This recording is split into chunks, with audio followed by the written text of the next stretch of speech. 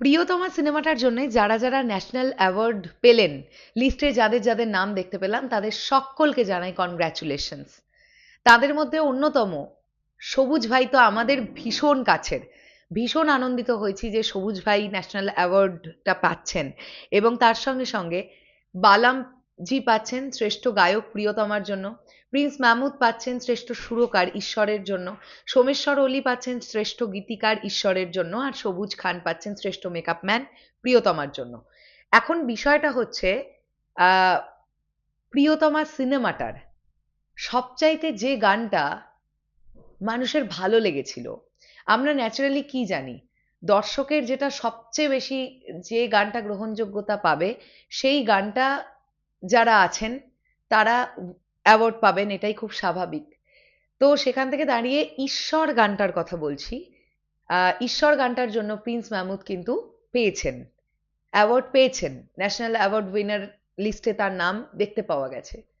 প্রশ্নটা হচ্ছে, যে ভাইটি এই গানটি গাইলেন, রিয়াদ ভাই, তার কি অ্যাওয়ার্ডটা পাওয়া উচিত ছিল না? এটা আমার খুব প্রশ্ন। তার কি অ্যাওয়ার্ডটা পাওয়া উচিত ছিল না? নতুন একটি ছেলে জান প্রাণ লাগিয়ে দিয়ে গাইলো গানটা। ঈশ্বর গানটা প্রিয়তমা সিনেমার সবচাইতে সুন্দর গান, এটা শুধু আমি বলছি না।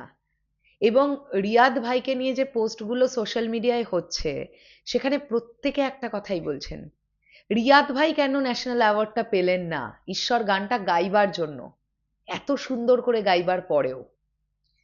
দেখুন, আভ্যন্তরীণ বিষয়পত্র তো আমি বলতে পারবো না, কিন্তু আমি এইটুকু বলতে পারি, রিয়াদ ভাইয়ের পাওয়া উচিত ছিল, সিরিয়াসলি পাওয়া উচিত ছিল। প্রিয়তমা সিনেমাতে ও প্রিয়তমা গানটা প্রচুর ভিউয়ারশিপ জেনারেট করেছিল।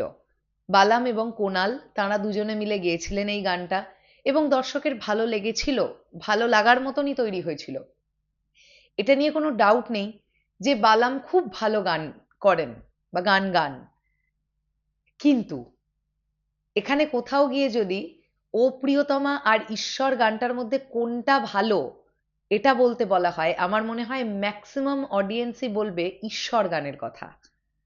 তাই রিয়াদ ভাই যদি এই ন্যাশনাল অ্যাওয়ার্ডটা পেতেন, খুব খুশি হতাম। সত্যি কথা বলতে কি, ভীষণ আনন্দিত হতাম। এটা খুব খারাপ লাগলো। আমি জানি না এক্স্যাক্টলি কারণ কি, আমি সেগুলো কিচ্ছুর মধ্যে ঢুকতে চাইও না, আমি ঢুকবও না।